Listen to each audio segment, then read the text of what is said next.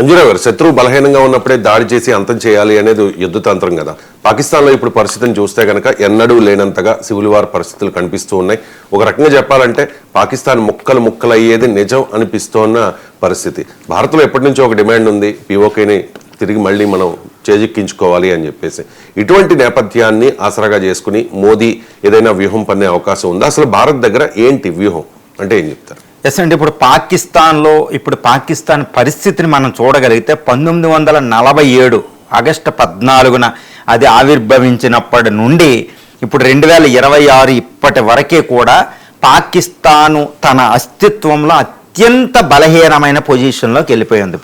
ఇప్పుడు పాకిస్తాన్ అంటే 1971లో ఇందిరా టైంలో ఒక్కసారి బలహీన పరిస్థితి వచ్చినప్పుడు ఇందిరాగాంధీ చాలా చాకచక్యంగా ఉపయోగించి పాకిస్తాన్ని 2 ముక్కలు చేసి బంగ్లాదేశ్ని క్రియేట్ చేసింది. మళ్ళా అలాంటి ఒక అద్భుతమైన అవకాశం ఈరోజు మోడీ ప్రభుత్వానికి చిక్కింది. మరి ఎలా ఈయన ఉపయోగిస్తారో చూడాలి. ఏంటి పాకిస్తాన్ పరిస్థితి ఎలా ఉంది అంటే అంతర్యుద్ధం. పాకిస్తాన్లో ఒక రకంగా చూస్తే ఒక సివిల్ వార్ సిచ్యువేషన్ ఉందండి.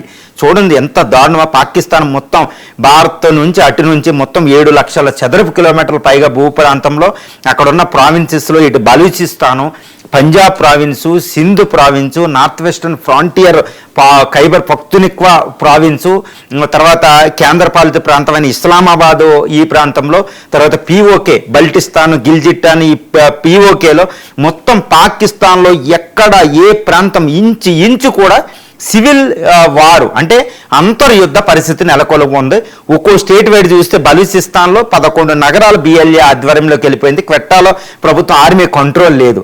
బలూచిస్తాన్లో పూర్తిగా తిరుగుబాటు స్వతంత్ర దేశంగా వాళ్ళు ప్రకటించుకున్నారు. ఇంతకంటే అంతర్యుద్ధ పరిస్థితి ఉండదు.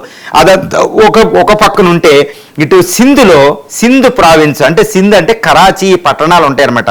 సింధుకు స్వతంత్రం కావాలని కొన్ని నెలల క్రింద ప్రొటెస్ట్ మనం చూసాం. సింధులో దారుణమైన పరిస్థితులు. ఆ సింధ్ అంతా ముందు సింధీ ప్రజలు ఏంటంటే అసలు పాకిస్తాన్లో ఉండడమే మాకు ఇష్టం లేదన్నట్టు వాళ్ళు ప్రకటించారు. ఇప్పుడు సింధ్ రివర్కి సంబంధించిన సింధు వాటర్ ట్రీటీని ఆపేటప్పటికి అక్కడ వాటర్ లేక అగ్రికల్చర్లో ప్రొటెస్ట్, అక్కడ ధరలు పెరిగిపోయిన దారుణమైన పరిస్థితులు కరాచీ పట్టణం ఉంది. ఓకే, ఇక పంజాబ్ ప్రావిన్స్ అది రిచెస్ట్ ప్రావిన్స్ అనమాట. ఏది పంజాబ్ అనేది ముఖ్యంగా లాహోర్ ఈ పట్టణాలు ఉన్నది. అక్కడ కూడా అగ్రికల్చర్ చాలా భయానకమైన పరిస్థితులు ఉంది. ఎందుకంటే ఇండస్ వాటర్ ట్రీటీ ఆపడం వల్ల అక్కడ ఉన్న అగ్రికల్చర్ మీద ఎక్కువ ఆధారపడి ఉంటారు. అక్కడ కూడా అంతర్గత పరిస్థితులు, ఈవెన్ పెద్ద రాజకీయ నాయకులు, ప్రైమ్ మినిస్టర్లు ఫ్యామిలీలను కూడా అక్కడ పరిగెట్టించి కొట్టే పరిస్థితులు అక్కడ పంజాబ్లో ఉన్నాయన్నమాట. చాలా భయంకరమైన ప్రొటెస్ట్లు. అక్కడ కూడా సివిల్ వార్ సిచ్యువేషన్ ఉంది. ముఖ్యంగా పాకిస్తాన్ ఇప్పుడు ఎస్టాబ్లిష్మెంట్ ఇప్పుడు అసిమ్ మున్నీర్ నుంచి షహబాజ్ షరీఫ్ అందరూ పంజాబ్ నుంచి వచ్చేవాళ్ళే. అయినప్పటికీ పంజాబ్లో దారుణమైన పరిస్థితి ఉందంటే ఊహించుకోవచ్చు. ఇక నార్త్ వెస్టర్న్ ఫ్రాంటియర్ ప్రావిన్స్ దగ్గర చూస్తే అక్కడ టీపీపీ తెహ్రీకి తాలిబాన్ పాకిస్తాన్ అక్కడ తిరుగుబాటు చేస్తుంది. ఈవెన్ పాక్ ఆర్మీ వందలాది మంది చనిపోతూ ఉంటారన్నమాట. పాక్ ఆర్మీలో అక్కడ మొత్తం ఆ ప్రజలే రోడ్ల మీదకి వచ్చి తిరుగుబాటును చేసిన పరిస్థితి నార్త్ వెస్టర్న్ ఫ్రాంటియర్ ప్రావిన్స్. ఆఫ్ఘాన్తో బార్డర్ ప్రాబ్లం ఉంది అక్కడ జురాన్ లైన్ వెంబడి, అదొకటి. తర్వాత ఇస్లామాబాద్లో బాంబు దాడి, రాజధానిలో కూడా అక్కడ రక్షణ లేదని తెలుస్తుంది. అక్కడ ప్రజలు కూడా నిరుద్యోగం ఎక్కువైపోయి ఇస్లామాబాద్ కార్పొరేషన్లో కూడా పరిస్థితి వికటించి ఉందన్నమాట కేంద్రపాలిత ప్రాంతంలో.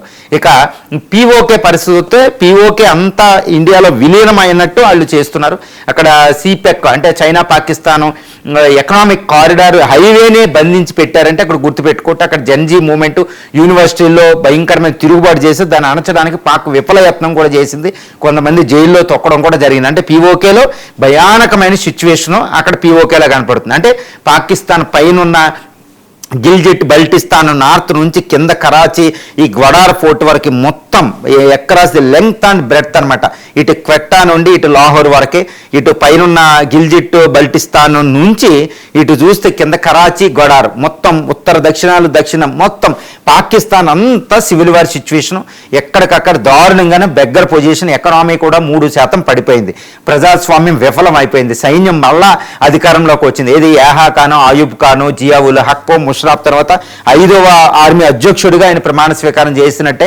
అది కూడా దొంగదారిలో చేశాడు. ఎందుకంటే డైరెక్టర్ రావడానికి పాకిస్తాన్ అనువైన పరిస్థితులు ఇక్కడ లేవు. చూస్తే అంటే పాకిస్తాన్ ఇటు సింధు వేరే దేశం కావాలంటుంది, పంజాబ్లో భయంకరమైన పరిస్థితి, బలూచిస్తాన్ ఆల్రెడీ డిక్లేర్ చేసుకోవడం, పిఓకి వచ్చి ఇండియాలో కలవడం, అంటే దారుణమైన అంతర్యుద్ధ పరిస్థితులు. అంటే పాకిస్తాన్ తన చరిత్రలోనే 1971 మినహాయిస్తే మళ్ళీ అత్యంత బలహీనమైన స్థితిలో ఇక్కడ పాకిస్తాన్ ఉంది. తర్వాత మైనారిటీల మీద అటాక్ జరుగుతున్నాయి అక్కడ. ఎవరు? ముఖ్యంగా సిక్కులు, హిందువులు, వాళ్ళు అసంతృప్తిగా ఉన్నారు. తర్వాత సున్నీ డామినేటెడ్ కంట్రీ, తర్వాత షియా 10-15% పాపులేషన్, వాళ్ళు అసంతృప్తిగా ఉన్నారు. తర్వాత ఈ పంజాబీలు, సింధులే డామినేట్ చేస్తున్నారని మిగిలిన ప్రావిన్స్లో అక్కడ భయంకరమైన వాళ్ళు అసంతృప్తిగా ఉన్నారు. బలూచిస్తాన్ అంతా అసంతృప్తి, ఎందుకంటే ఆర్థికంగా వీళ్ళు ఎక్కువ ప్రయోజనం పొందుతున్నారని. తర్వాత అక్కడ పీఓకేలో చూస్తే అక్కడ ప్రజాస్వామ్య హక్కులు లేవు, ఒక ఎలక్షన్లో లేవు. కాబట్టి ఈ విధంగా పాకిస్తాన్ ఇప్పుడు రాజకీయంగా విఫలమైంది, ప్రజాస్వామ్యం విఫలమైపోయింది, అందులో తిరుగులేదు, ఫెయిల్డ్ స్టేట్.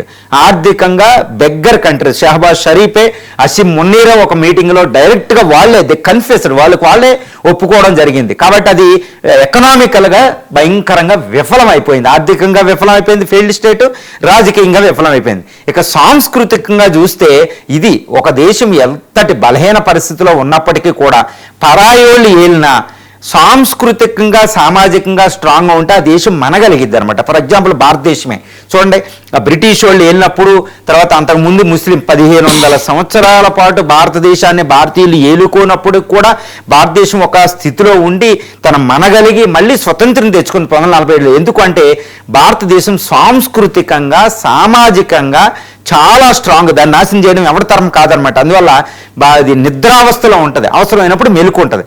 బట్ పాకిస్తాన్ ఏర్పడినప్పటికీ దాన్ని సాంస్కృతికంగా సామాజికంగా అది స్ట్రాంగ్ కాదు. అసలు సాంస్కృతికంగా సామాజికంగా అది ఒక దేశం అనే ఫీలింగు పాకిస్తానీస్లో ఉండదన్నమాట. దానికి నేను ఎప్పుడు చెప్తూ ఉంటాను. కారణం ఏంటంటే దాని అస్తిత్వం ఇండస్ వ్యాలీ సివిలైజేషన్లో ఉంది, సింధు నాగరికత భారతదేశంలో, దాని ఆత్మ. కానీ వాళ్ళు వాళ్ళ ఆత్మను ఎక్కడ వెతుక్కుంటారంటే ఎక్కడో గల్ఫ్లో వెతుక్కుంటారు, ఇస్లామిక్ సివిలైజేషన్లో. కాబట్టి వాళ్ళ దేశభక్తి కుదరదు. చూడండి, అది అనమాట అత్యంత ప్రధాన కారణం. కాబట్టి వాళ్ళ ప్యాట్రియాటిజం లేదు, ఒకే దేశం అనే ఒక ఫీలింగ్ అనేది వాళ్ళలో లేదు, జాతీయ భావం అనేది కొరవడింది. ఎంతసేపు ఇండియా మీద పగతోనే వాళ్ళు ఒక దేశంగా కంటిన్యూ అవుతారు. రాజకీయ నాయకులు కూడా దాన్ని డెవలప్ చేయలేదు.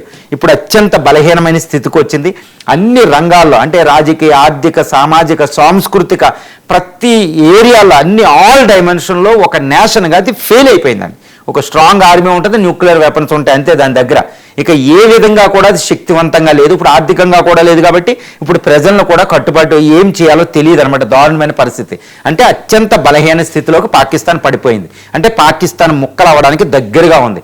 దాన్ని మనం భారతదేశం ఇన్వాల్వ్ అవ్వకుండా ఎవరు జోక్యం చేసుకోకపోయినా అది కొన్ని సంవత్సరాల్లో అంతమవబోతుంది, అందులో తిరుగులేదనమాట. మరి ఇప్పుడు మోడీ, ఈ అజిత్ దోవాల్, ఈ యొక్క ద్వయం ఏం చేస్తుంది? అసలు వ్యూహం ఏంటంటే ఒక ఇందిరా గాంధీ లాగా మోడీ కూడా చాలా హాట్ పర్ష్యూట్, అంటే ఫారిన్ పాలసీలో చాలా అగ్రెసివ్గా వెళ్తూ ఉంటారన్నమాట. ఇప్పుడు మోడీ ఆపరేషన్ సింధూర్ తర్వాత క్షమించే విధానం పాకిస్తాన్ వైపు లేదు, దాని అంతమా అన్నట్టు చాలాసార్లు ప్రకటించారు. ఇది రాజ్నాథ్ సింగ్ గారు, ఎస్ జైశంకర్, అజిత్ దోవాల్, తర్వాత CDS Anil Chauhan, army general Dwivedi, వీళ్ళందరి నోట్లోంచి పదాలు మనం విన్నాం. అంటే ఇండియాకి ఏదో ఒక వ్యూహం ఉంది, లేకపోతే ఆర్మీ ఇండియాలో ఎప్పుడు ఒక దేశ జోకి అంతర్గత వ్యవహారాల్లో మాట్లాడరు, కామెంట్లు చేయరు. కాకపోతే అటు పాకిస్తాన్ ఎప్పుడు యుద్ధమా, టెర్రరిస్టులు పంపడం, చైనా అమెరికాని ఇక్కడ తీసుకురావడం, ఇండియాని అణచడమే పెట్టుకుంది. 5 యుద్ధాలు చేసింది, 30 సంవత్సరాల పాటు టెర్రరిజం. కాబట్టి ఇంకా ఇండియా పాకిస్తాన్ని క్షమించడం చాలా చాలా తప్పు. ముఖ్యంగా ఇప్పుడు ఇండియా, మోడీ ఏ వ్యూహంతో ఉన్నారు అంటే పాక్ బలహీన స్థితి కాబట్టి తప్పనిసరిగా ఇండియాకు ఒక వ్యూహం ఉండాలి. ఎందుకంటే బలూచిస్తాన్ మన సపోర్ట్ అడుగుతుంది, పీఓకే మన ఇండియాలో కలిసిపోతున్నాడు, సింధు ప్రావిన్స్ కూడా అలాగే అడుగుతుంది. కాబట్టి ఒక వ్యూహం అంటే ఏంటి? అఖండ భారత్ అనే వ్యూహంతో మోడీ ఉన్నారు. తర్వాత ఇండియా, పాకిస్తాన్. అంటే ఇక్కడ ఒక విషయం చెప్తారు, అంతర్జాతీయ చట్టాలున్నా ఏదున్నా భారతదేశం తన సార్వభౌమత్వాన్ని, తన ఇండిపెండెన్స్ని, తన సెక్యూరిటీని చూసుకునే సర్వాధికారం ఇండియాకు ఉందన్నమాట. మరి పాకిస్తాన్ భారత అస్తిత్వాన్ని ప్రశ్నిస్తుంది. వాళ్ళు అసీం మునీర్ చెప్తున్నాడు, డైరెక్ట్గా చెప్తున్నాడు, ఇండియాని అస్తిత్వాన్ని నేను ఒప్పుకోను అని అంటే అసీం మునీర్ చెప్తున్నాడు, ద్విజాతి సిద్ధాంతం ఇదంతా చెప్తూ. రీసెంట్గా అక్కడ టెర్రరిస్టులు, జైషీ మహమ్మద్ టెర్రరిస్ట్ చెప్తున్నాడు, ఆయన ఢిల్లీని, ఆగ్రాని నేను పేల్చేస్తా, జమ్మూ అండ్ కాశ్మీర్ లాగేసుకుంటానని షహబాజ్ షరీఫ్ మాట్లాడాడు. ఏది February 5th Jammu and Kashmir దినోత్సవం జరుపుకుంటారు వాళ్ళు. జమ్మూ అండ్ కాశ్మీర్ పాకిస్తాన్లో కలుపుతాం ఎట్టి పరిస్థితులు అని పాకిస్తాన్ ప్రధాని చెప్తున్నారు. అంటే ఇండియా అస్తిత్వాన్ని వాళ్ళు ప్రశ్నిస్తున్నారు, అణుబాంబులు కూడా తయారు చేసింది. కాబట్టి ఇండియా వాళ్ళు అణుబాంబులు వేసి మళ్ళీ మన మీద అటాక్ చేసేదాకా ఆగకుండా ఇలాంటి బలహీన పరిస్థితులు ఏం చేయాలంటే అది రాజకీయ చతురత, ఏం తప్పు కాదు. అంతర్జాతీయ చట్టాల ప్రకారం మన సార్వభౌమత్వాన్ని మనం రక్షించుకోవాలి. అక్కడ లక్షల మంది టెర్రరిస్టులు ఉన్నారు, వాళ్ళు ఎలా ఆపాలి? పాకిస్తాన్ ఎంటర్ అవ్వకుండా. అందుకని ఈ పరిస్థితుల్లో మనం పాకిస్తాన్ అంతమవడానికి కూడా మనం సహకరించాలి. ఈ విధంగా ఏ విధంగా జోక్యం చేసుకోకుండానే మనం ఏం చేయాలంటే పాకిస్తాన్ ముక్కలు అవుతే మన సింధు పంజాబ్ ప్రావిన్సులు భారతదేశంలో కలుపుకునే విధంగా భారతదేశం వ్యూహం, మోడీ వ్యూహం ఉంటుందండి, ఇందులో తిరుగులేదు. ఎందుకంటే సింధు పంజాబ్లు అనేవి, పంజాబ్ అని 2 ముక్కలు బ్రిటిష్ వాడు చేశాడు మనకి, చేసి పంజాబ్ ప్రపంచంలో అత్యంత సారవంతమైన పంజాబ్ మైదానాన్ని వాళ్ళకి సగం విడదీసేసాడు, ఒక హ్యాండ్ అని కట్ చేసేసాడు వాడు మనకి. తర్వాత సింధు ప్రావిన్స్ అనేది సింధు నాగరికత, హరప్పా మొహంజదారో గుర్తుపెట్టుకోవాలి. సింధు నాగరికతే భారత ఆత్మ ఉన్న ప్రాంతాలు. అందుకనే జనగణమనలో పంజాబ్, సింధు, గుజరాత్, మరాఠా అనేది ఉంటుందన్నమాట. పంజాబ్, సింధులు మనలో అంతర్భాగం. జనగణమనలో గీతలు ఇప్పటికీ ఉంటాం, అవి మన ఆత్మ అక్కడ దాగుందనమాట. కాబట్టి ఆ ప్రావిన్సులు మనకు వచ్చేటట్టు చేసుకోవాలి. ఇట్టి పరిస్థితుల్లో మహాత్మా గాంధీ ఒక ఫిబ్రవరి 8వ తారీఖున పాకిస్తాన్ వెళ్ళబోతున్నారండి. కానీ జనవరి 30నే అక్కడ చంపడం జరిగింది, గుర్తుపెట్టుకోవాలి. అసలు గాంధీ ఉద్దేశమే మళ్ళీ పాకిస్తాన్ కలపడం. గాడ్సేకి ఇది అర్థం కాదు విషయం. గాంధీ మళ్ళీ అక్కడికి వెళ్తే ప్రమాదం అనమాట. గాంధీ ఏంటంటే ఫోర్స్ ఉపయోగించకుండా ఏం చేయాలో చేసేంత శక్తివంతమైన పర్సనాలిటీ అనమాట. కానీ ఓ వారం రోజులు గాంధీ పర్యటనకు ముందే చంపడం జరిగిందనమాట. ఒక రకంగా గాంధీ ఉండుంటే ఈ కథ వేరే ఉండను, మళ్ళీ కలిసిపోనండి, అది కలవకుండా ఉండదు. ఎందుకంటే పాకిస్తానీ ప్రజలు ఈ రోజు కూడా చూడండి, మన దురందరి అక్కడ మన బాలీవుడ్ మూవీస్ ఎందుకు ఆడతాయి, మన వస్తువులు మనం ఎగుమతి చేయబోయిన దుబాయ్ నుంచి డబుల్ రేట్ ఇచ్చేని ఎందుకు కొనుక్కుంటారంటే ఒక సంస్కృతి ఉంటుంది, గుర్తుపెట్టుకోవాలి. ఇస్లామిక్ అనేది వీళ్ళు పాకిస్తానీ రాజకీయ నేతలు, ఆర్మీ జవాన్లు రెచ్చగొట్టేదే. కాబట్టి పంజాబ్, సింధులు మనలో కలుపుకుంటాం, మన ఆత్మ అక్కడ ఉంది. Mohenjodaro, Harappa, Indus valley civilisation, Jana Gana Mana ఇవన్నీ గుర్తుపెట్టుకోవాలి. కాబట్టి పంజాబ్, సింధులు మనం కలుపుకోవాలి. తర్వాత నార్త్ వెస్టర్న్ ఫ్రాంటియర్ ప్రావిన్సు, దాన్ని కూడా మనం చాలా బాగా మనకు వస్తుంది. ఫక్తూన్స్, ఖాన్ అబ్దుల్ గఫార్ ఖాన్, గాంధీ మహాత్ముడు అక్కడ ఆయుధం లేకుండా, ఒక సెక్యూరిటీ గార్డ్ లేకుండా నార్త్ వెస్టర్న్ ఫ్రాంటియర్ ప్రావిన్స్లో మొత్తం 1000 సంవత్సరాల చరిత్రలో నడిచిందే మహాత్మా గాంధీ. ఎందుకంటే ఆయన అంత భక్తుడు. మనకి కైకేయి, గాంధార, మహాభారత, రామాయణ కాలం నుంచి వచ్చిందే నార్త్ వెస్టర్న్ ఫ్రాంటియర్ ప్రావిన్స్. కాబట్టి ఆఫ్ఘాన్ ఉన్న ఒక దేశంగా ఉన్న ఆ భాగాన్ని మనం వాళ్ళు యాక్సెప్ట్ చేస్తారన్నమాట. మన న్యాచురల్ బౌండరీ, భారతదేశానికి ప్రకృతి ప్రసాదించిన బౌండరీ లైన్ అక్కడ ఉంటుంది అనమాట. అక్కడ వరకే మనకు వస్తుంది. పిఓక ఆల్మోస్ట్ మనలో కలిసిపోతుంది. ఇక బలూచిస్తాన్ ఒక దేశంగా ఉంచాలా లేదా అనేది భారతదేశం నిర్ణయం. ఉన్న భారతదేశంలో అది అంతర్భాగంగానే ఉండాలి. ఇప్పుడు నేపాల్, భూటాన్లు ఎలా ఉండి సెక్యూరిటీ ఎలా చూస్తే ఆ విధంగా ఉండాలి. ఒక దేశంగా అది ఉండకూడదండి. బలూచిస్తాన్ ఒక దేశంగా ఉండొచ్చు, కానీ దాని విదేశాంగం రక్షణ మనం చూసే విధంగా ఉండాలి, భూటాన్కి సంబంధించిన విధంగా. ఆ విధంగా అది ఫామ్ అవుతే ఇదంతా నేచురల్ బౌండరీ. అంటే హిందూ కుషు, కిర్దారు, ఈ యొక్క సౌత్ పార్ నుంచి మన నేచురల్ బౌండరీ ఫామ్ అవుతుంది అనమాట. ఒక రకంగా మ్యాప్ పరిశీలిస్తే మనకు అర్థమైపోతుంది.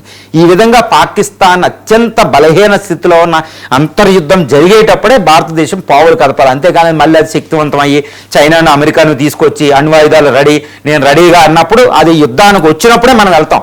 మనం చాలా చాలా తప్పు చేసాం. 1947 నుండి 5 యుద్ధాలు అది యుద్ధానికి వచ్చి అటాక్ చేసాం. అది ఎలాగో ఆయుధాలు సమకూర్చని భారత్ మీద అటాక్ చేయడానికే ఆయుధాలు రెడీగా పెట్టుకున్నప్పుడు ఆ అటాక్ కూడా భారత్ మీద అన్నప్పుడు ఇంకా అది అటాక్ చేసినప్పుడే కదా ఇంకా ఆ ఆయుధాలు ప్రయోగించే వరకు వెయిటింగ్ చేయాలా. అది ఇందిరా చేసింది, చాలా చాకచక్యంగా చేసింది. మోడీ ఉపయోగించుకోవాలి. ఎప్పుడు మోడీ గారు కూడా ఎప్పుడు నెహ్రూని నిందిస్తూ ఉంటారు, జమ్మూ అండ్ కాశ్మీర్ ఈయన వల్లే వచ్చిందని. మరి ఒక అద్భుతమైన అవకాశం, చరిత్రలోనే ఒక అద్భుతమైన అవకాశం ఈరోజు మోడీకి చేజిక్కింది. మరి మోడీ గారు ఎలా ఉపయోగిస్తారు? ఆయనకి రిజైన్ అవ్వకుండా ఉన్నది అందుకేనా? యాక్చువల్ రిటైర్మెంట్ అవ్వాలి అంటే పాకిస్తాన్ అంతం అనేది ఉంది. తర్వాత పిఓకే నేను కలుపుతానని రాజ్నాథ్ సింగ్ గారు అన్నారు. మరి వీళ్ళు ఇంత శక్తివంతంగా సీనియర్ మోస్ట్ మిలిటరీ మైట్ ఉంది. ఇప్పుడు చైనా, అమెరికాలు వాళ్ళ ప్రాబ్లంలో ఉన్నారు. పాకిస్తాన్కి ఎవ్వరు కూడా రక్షణగా వచ్చే పరిస్థితి ఇక్కడ లేదు, కేవలం ఆయుధాలు తప్పితే. భారతదేశం చాలా శక్తివంతంగా ఉంది, గ్లోబల్ ప్లేయర్గా అవతరించింది. 1971 ఇందిరాతో పోలిస్తే ఈరోజు ఇండియా చాలా పవర్ఫుల్ కంట్రీ అండి, గ్లోబల్ ప్లేయర్. ఈ టైంలో పాకిస్తాన్ మనం అంత ముక్కలు చేస్తుంటే ఇటు చైనా, అమెరికాలో డైరెక్ట్గా వచ్చే పరిస్థితి అక్కడ లేదు. కాబట్టి this is the right time to divide Pakistan. This is the right time to protect our existence అనమాట. ఎందుకంటే చరిత్రలోనే, భారత సంస్కృతి చరిత్రలోనే అత్యంత డేంజరస్ ఎనిమిగా ఈరోజు పాకిస్తాన్ ఉంది. ఏ శత్రువునైనా శత్రువు చిన్నోడు అనుకోకూడదు, శత్రువు శేషాన్ని ఉంచకూడదు. 1947 నుంచి 5 యుద్ధాలు చైనా పాకిస్తాన్ అక్కడ తీసుకురావడం, టెర్రరిజం, కంటిన్యూస్గా బ్లీడింగ్ అనమాట. India is bleeding because of Pakistan. So దాన్ని క్షమించకూడదు.